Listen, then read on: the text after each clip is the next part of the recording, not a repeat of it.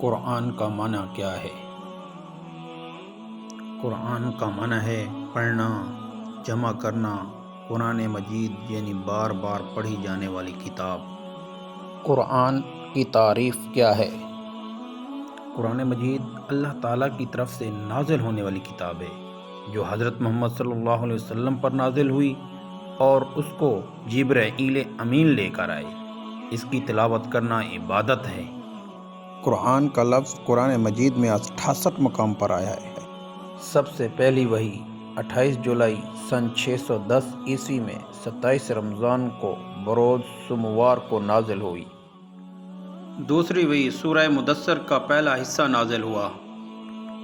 سب سے آخری وحی 11 ہجری 3 ربیع الاول کو نازل ہوئی اور وہ سورہ بقرہ کی آیت نمبر 281 تھی۔